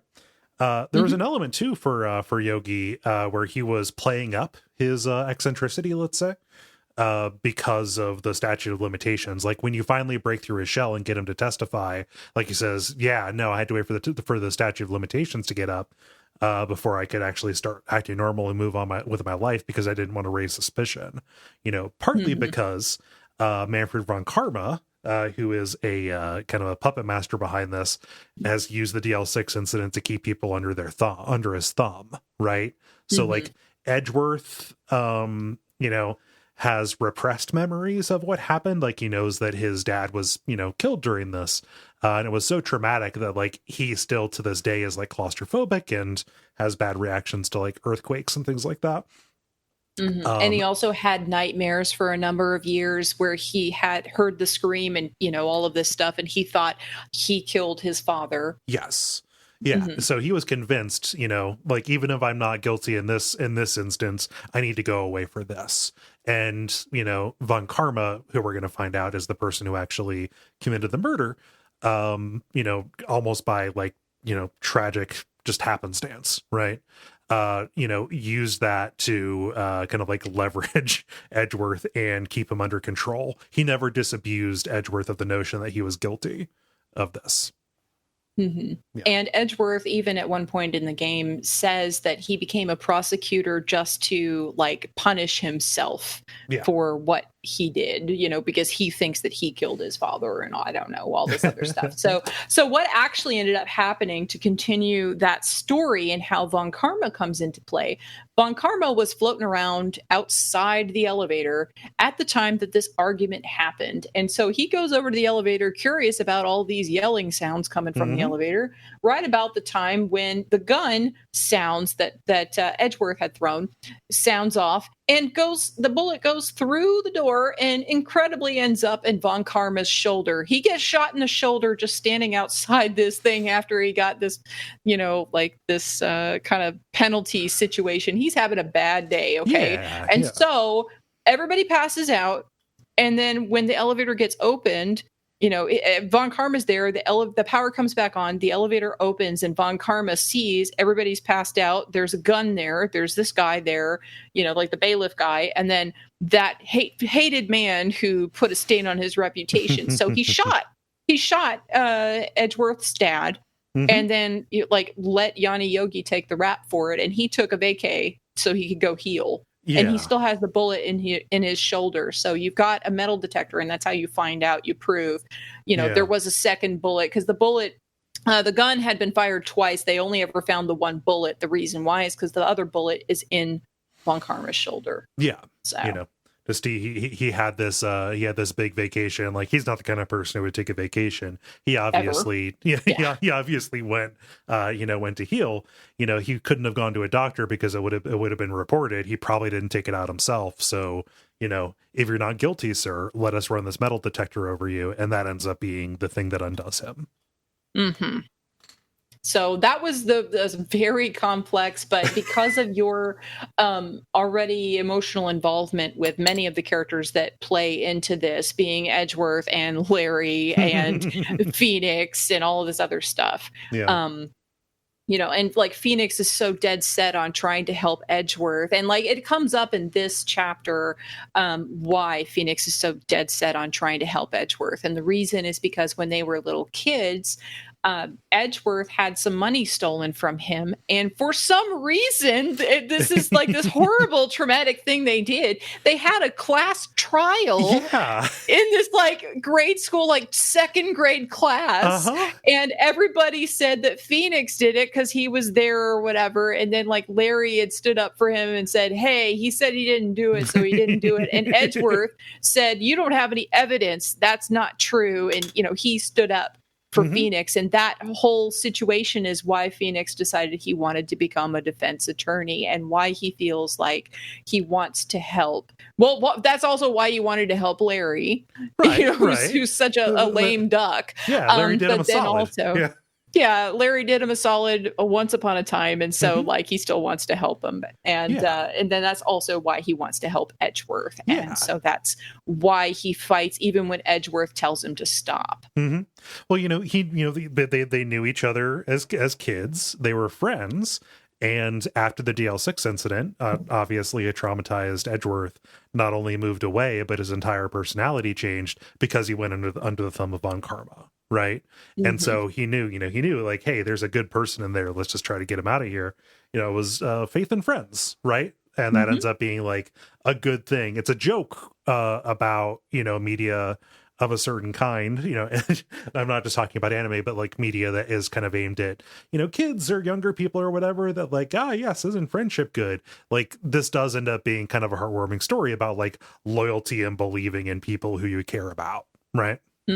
Yeah, it does. And this is where the game originally ended. Yes. And that's where it should have ended. But instead, on the later versions of the game, after the DS, they have Case 5, Rise from the Ashes, basically because they wanted to use the DS's nifty, neat hardware functions of having a mic and a touch screen. And they did it solely so they could introduce some new mechanics where you can turn evidence around to look at it from all different angles, and you can use a fingerprinting dust to apply it and then blow into the mic to blow the excess dust away. Spray and apparently luminol. Yeah, and apparently you could also shout objection into the mic for the trials, but it didn't always work. So Nope. you had to do it multiple times to scream objection. So I just imagine these little kids go objection. Like, it's funny. These little kids, or Cole when he's Yeah.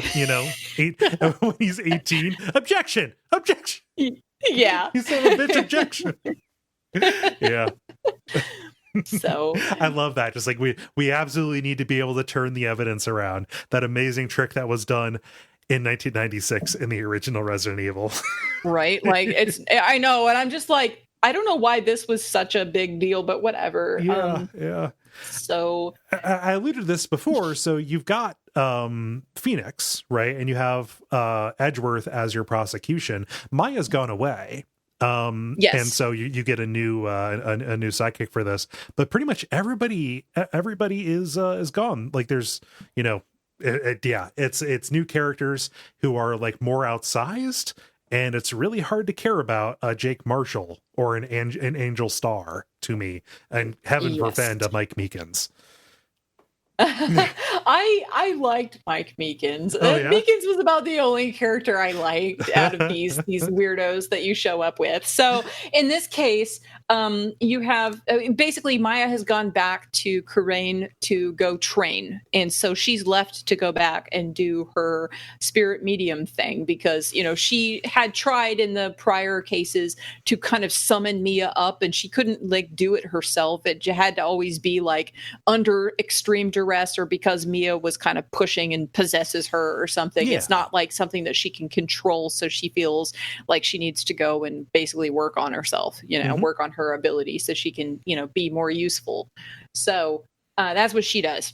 Yeah. And you are introduced to the Sky sisters, Emma Sky, who is the one that takes over as your assistant, and then Lana Sky, who is your defendant. Yes. She is the chief prosecutor, and she has been found guilty, or she's being tried for the murder of Bruce Goodman, who is Bruce Goodman, who is a detective. Yes. And so the prosecutor is, of course, Edgeworth again. The interesting thing is that all of this stuff happened where, like, wasn't the body in Edgeworth's car, like in his trunk, or something? At one point, so it appeared that Lana committed the murder in the trunk of Edgeworth's car.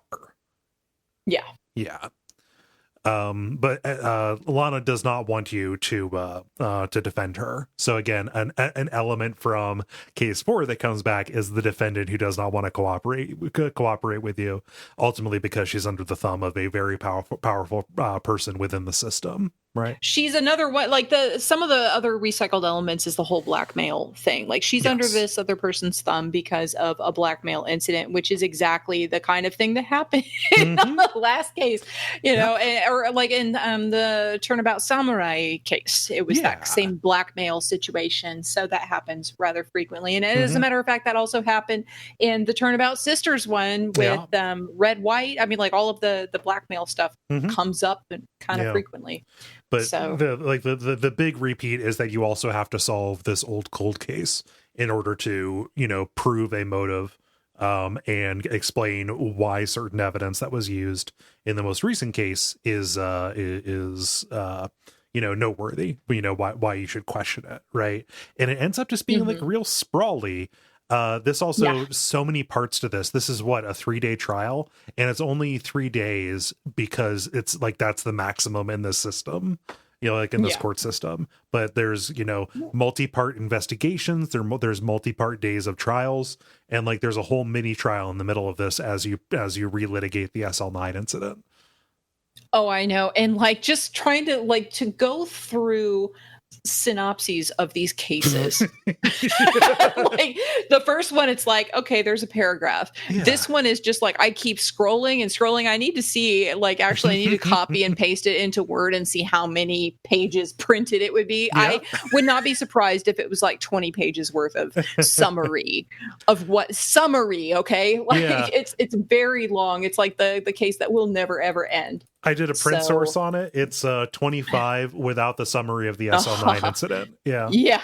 Yeah. So, and so the SL9 incident is the incident that happened in the past that is influencing what is happening in this case. And it comes up for many different reasons, but the murder weapon. Oh, you okay? Yeah, I'm fine. Okay.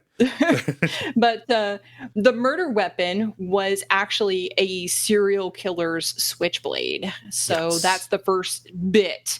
But as you keep working to uncover information about what's going on, you find out that Bruce Goodman, Lana Skye, Damon Gant, who is the chief of police, Jake Marshall, Angel Starr, all of these characters like that. These are all witness names that I'm throwing out there, by the way. Yeah.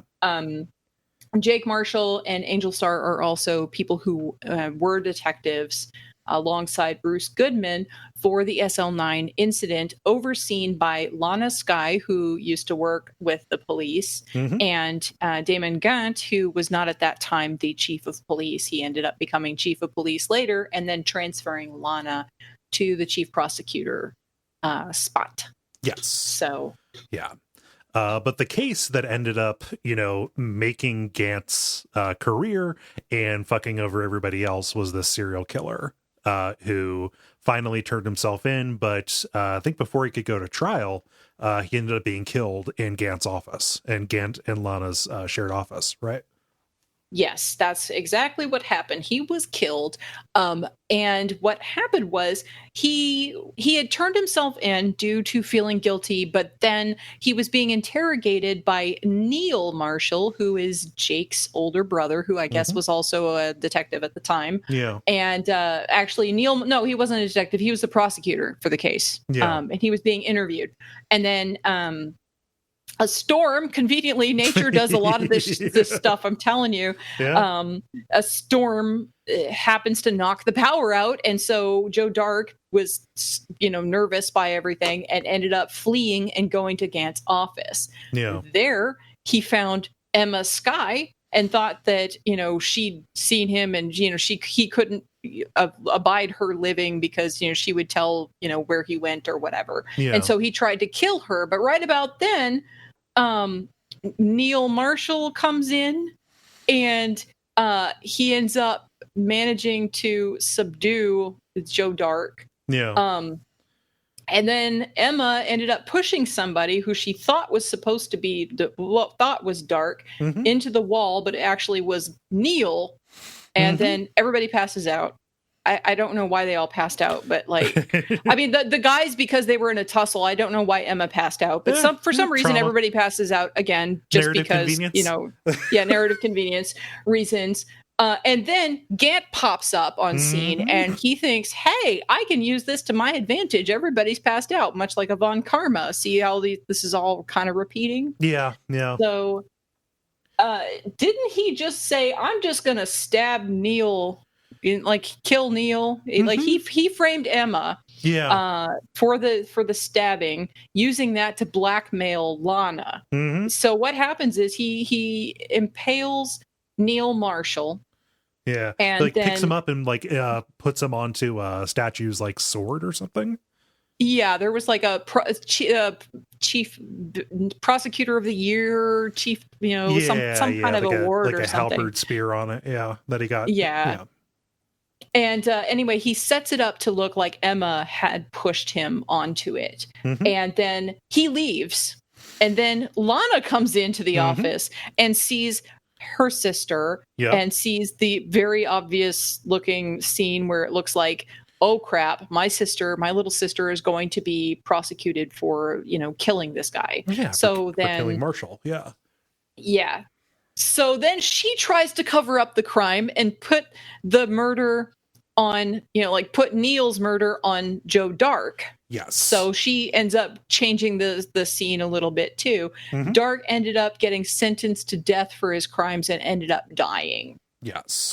Meanwhile, Gant was made chief of police, and then, of course, he reappointed Lana to the chief prosecutor's office so that way she could work in tandem with him to get whatever he wanted done in the courtroom. Yeah, just to have an airtight system of corruption where Gant could get his way no matter what. Yeah, and so all of this is one giant power play. So how does this Bruce Goodman, who is the victim of this case in the current timeline, how does that affect anything? Well, Yeah. Bruce Goodman was one of the people who was working on the SL9 case. Mhm. The SL9 case kind of just ran cold, and it never really sat right with any of the investigators who were working on it because it didn't add up 100%, Yeah. and they knew that, and they felt that something, there was something missing still from that case, and they Mhm. wanted to reopen it. Bruce Goodman, on the day that the evidence was supposed to be transferred from the evidence locker, uh, ended up coming across Gant in the evidence locker room and says, I want to reopen the SL9 case. And Mhm. then Gant, who doesn't want that reopened for pretty obvious reasons, Right. ends up killing him and then calling up Lana to have Lana help, take the fall and, Yeah. get rid of all of this body and everything. Yeah. So, So, and of course she cooperates because she's trying to protect her sister. yes, sweet, just sweet girl wants to be a scientific investigator because of her family. Does not want Emma to be to be caught up in this. And this ends up involving not just the old detectives, but we also have Meekins, who is a witness. He's like a rookie cop who is real uptight about the rules. Every time he talks, he's got to blow his whistle. Yep. Yeah. He's a very silly character, but I like it. I like him quite a bit just because he's like just well intentioned and just happens to be in the middle of this shit. It's like, you poor little guy. Because like at one point, didn't they even say you could have killed him and all of that? Like they even try to get it on him at one point. Yeah, no, they definitely tried to pin it on him because of what happened in the evidence room. Like he runs into and tussles with the person who he thinks is the killer, right? Because everything was set up, like part of the conspiracy with Lana was to make it appear, ultimately made it appear that two people were killed. That two people were killed, or the same person was killed in two locations at the exact same time. But in reality, the murder that supposedly happened in the evidence room, that Meekins thought he did, wasn't actually the case. He had gotten into an altercation with oh gosh, Jake Marshall, who was pretending to be Goodman. Yeah, it's real convoluted. It's and even trying to explain why was Jake Marshall dressed up as good. Like there's so much going on. I feel like it's hard to get all the exact details about like the whys and wherefores, but that is precisely what this game is all about. So like if you are curious, you should probably play it because that's about the only way you're going to be able to hold it in your head for more than 5 minutes. Because the moment that you're done with it, you'll be like, I don't remember all of the details. You can remember broad strokes, but like it's so especially egregious in case 5 because they set up red herrings that are really only supposed to be like operative for about 5 minutes before you disprove them, and then they're like almost conveniently forgotten. But like they're almost just like little obstacles that are put in your way that complicate the overall narrative. But are satisfying to get over in the moment for a while, but then you get into day 3, part 2, and it's like, Jesus fucking Christ, this will never end. I mean, especially even when you know that you're close to the end, you're like, it's got to wrap up soon. Come on, guys. I'm cross-examining Gant.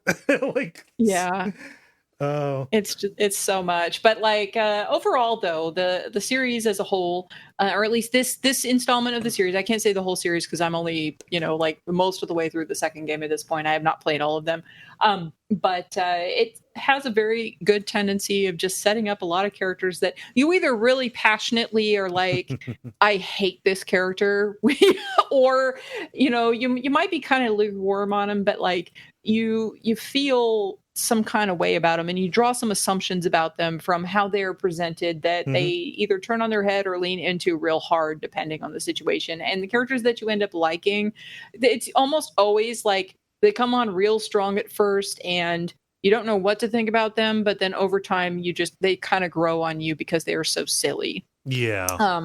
In that way, I think it has a lot of resonance to Danganronpa in that way, except in Danganronpa, they push it up to like, if this game goes to, 11, then that game puts it to like 29. Yeah.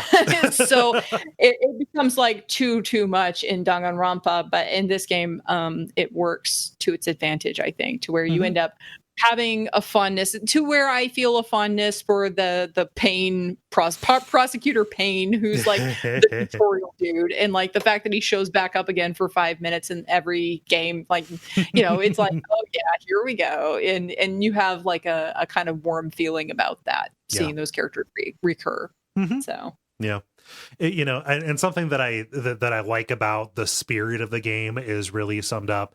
The one good thing about case number 5, not to take it back to that, but this is a broader summary, is the way that Phoenix as the defense attorney, and then Miles, who is off of, I keep calling him Miles, everybody calls him Edgeworth, who has finally kind of uncomplicated his relationship as a prosecutor. The way that they almost team up in order to like get at the truth together by batting things back and forth. We're not going to get that because Edgeworth is going to be a little bit backseated as we go on to other prosecutors. Every entry in the series has its own set of prosecutors, but like the way that those two characters play off of each other, and actually like what's important is getting at the truth and making sure that the right person sees justice for this. It ultimately like gets to this really good natured kind of side of the series that does begin every chapter with the murder and has a lot of people doing kind of shitty things. It could be far bleaker than it actually is, based even just on the summary, but it is just this kind of bright and affirming thing in the final kind of analysis, right? Yeah, and definitely Edgeworth, when he starts to do things that are contrary to his position as a prosecutor, because he honestly wants to make sure that the correct person is being, found guilty. When that started to happen, that's when I started to actually really like, because I was like, okay, he's maybe not the worst character. Yeah. And then like when he started doing that, I'm like, okay, he's a solid bro. Okay, fine. He's still stuffy, and I would give him a lot of crap if I knew him as an actual person. Yeah. But yeah, okay, he's actually he's a solid bro in there somewhere. Okay, we're cool. And that when that happens back and forth, when you've got the prosecutor and the defense attorney both working together and challenging each other in order to find the truth, that's like a great thought-provoking kind of way to even have any kind of discussion if you're having a nice normal discussion with a person. So I liked that as an element in a courtroom setting, where like some of the witnesses will be like, aren't you the prosecutor, what are you doing? And he's just like, just answer the question, just like, no, it doesn't matter. And that's because he says at the end of the game, like, he really wanted to be a defense attorney. He actually only became a prosecutor just to antagonize himself. Because of the stuff that you unravel about the DL6 incident or whatever. But he actually heart is more of a defense attorney. That is a funny element, because from real life, I tend to not like prosecutors, just because I've got the political views that I have. Like, oh, they put a lot of innocent people in jail. But like in this world, the fact that every prosecutor is a fucking supervillain who would only take that job because they have some horrible flaw at the heart of them, and every defense attorney, at least the ones that we see, is like pure and good. Like just the things that are taken as a matter of faith, just in order to have this shorthand for who you should trust and who you should not, is very funny to me. Well, and I kept on saying throughout the time I was playing this game, I want Phoenix to have a guilty client. I want him to actually, because this is just so convenient that every single one of his clients is absolutely innocent every time. Like, I'm sorry, that's not going to be the case. You're going to get a version of that. So just to prime you for stuff coming down the line. Yeah. I mean, it's not the spirit of this game, No. overall for him to have a client like that, but it's just my nature to be like, that's a little too consistent. That's just too convenient that he's always got an innocent character for his client or whatever. So, but yeah, so this was a fun game to play. I did have some hard times with some of the characters, particularly when I got to Salmonella. That was probably the nadir of this game for me, because I was just like, because his animations, if you go look him up, he's got this weird, gross, tongue waggly thing going, and he's like weird and like the kind of gropey, gross character that you don't want anywhere near anybody that you know. Like, no, it's not. And luckily, he's not the most important character in that particular case, but he's still pretty unsavory to have pop up in there in this otherwise fairly lighthearted for the dark subject matter kind of game that it is. Thankfully, Salmonella does not recur. They don't think, let's add him to the stable here. Yeah. So. Well, this was fun. I'm really sorry that it took me so long to play this and get up to speed. You've been a busy person, and I definitely had to do some homework and rewatch some things to remember, because I was like, didn't I play this a year ago? And it wasn't quite that far. I think it was like July or August that I was playing it. So it wasn't quite that long ago, but I've definitely slept since then, and I did do some rewatching of some Let's Plays and speed it up so I could read through the text and go about my business. Definitely had to be with no commentary, though. I cannot. Cannot. Yeah, with good stuff. Chatter. So, but yeah, the next one will not be as long. So, Yep. So this was fun, and this is our new format for this kind of a thing. We'll try to do the generalities and a spoiler wall going forward for all of these, because it's a little tricky, because if it's more of a pure visual novel, there's so much more story than there is mechanics and other stuff to talk about. But we'll do our best. And we're open to we're open to feedback on that. That's why we have the spoiler wall. So hope you all enjoyed this. Yep. See you next time. Bye-bye.